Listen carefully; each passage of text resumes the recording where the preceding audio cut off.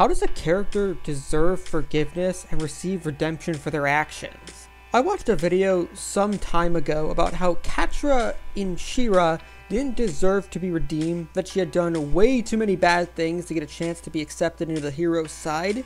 And after some digging into this topic, I found someone even comparing her to Zuko in Avatar: The Last Airbender, and that Catra didn't do enough to justify being redeemed. I thought, well, this is a pretty unfair comparison, and I made this video to talk about it. Now, do I think Catra's redemption was a bit rushed?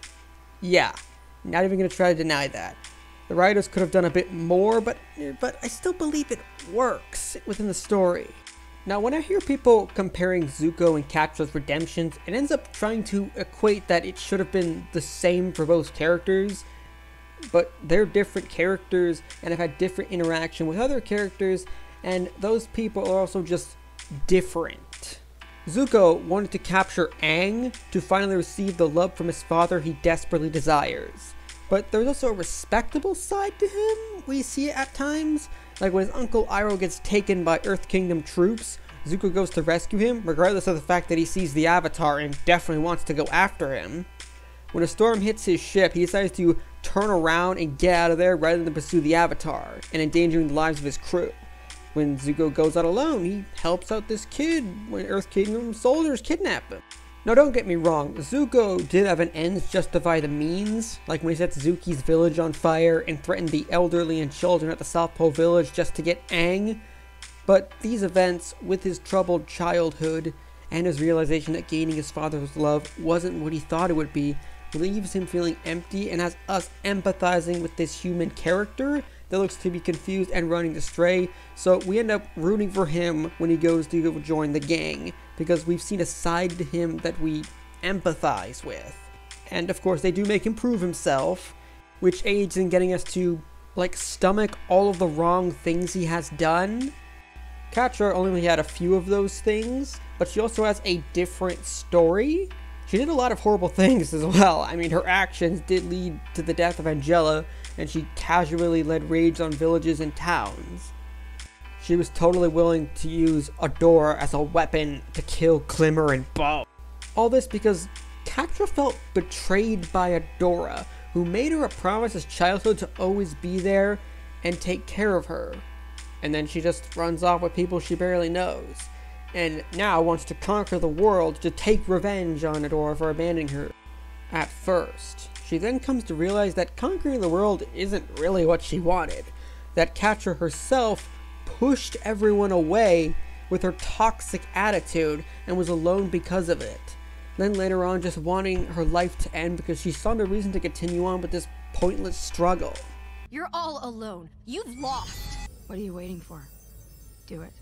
Then at her lowest point, Catra ends up on Horde Prime's ship with Glimmer, and at first acts like her old self, but with a few conversations with Glimmer and thinking back to her past with Adora, she ends up firmly committing to the idea that being a conqueror and gaining power isn't what she wants in life, and frees Glimmer to protect Adora from Horde Prime at the cost of her own status and possibly life. Catra doesn't try to join the group and seek their forgiveness.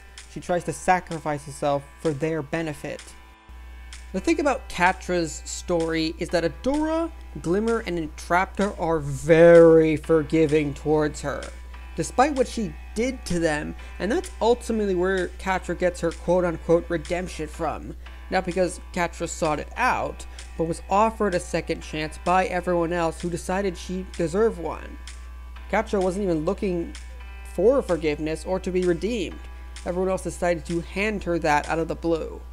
What it takes to forgive someone is really depending on what they did, how genuinely they regret their actions and or want to be forgiven, and the personal feelings and attitudes of the person they're seeking forgiveness from. Zuko wanted forgiveness and to prove that he was being genuine, so he went on some tips to help members of Team Avatar because he genuinely wanted to earn their forgiveness and trust because he believed he had to. Catra wasn't even looking to gain redemption in the first place. She was just ready to die protecting Adora from Horde Prime, to do one good thing in her life like Glimmer asked her to, and the gang going to save Catra put her on the back foot with just how forgiving they are for her past actions. Like asking Adora why she bothered coming back, waiting for permission to join in with dinner, and join in with the reunion with the rest of the princesses when they get back to Etheria. She's hesitant because Catra doesn't expect them to forgive her. It was their choice to give her a second chance to be a better person, and up to her to grasp that. I can't just leave her there. I have to try.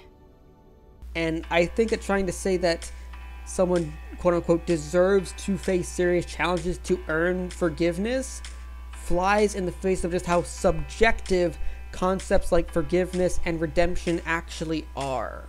I really think that Catra got more forgiveness than redemption because everyone else saw that there was a chance for a better her here and decided to take the risk in saving her, putting the past behind them, and of course not everyone's going to agree with that, and that's totally fine.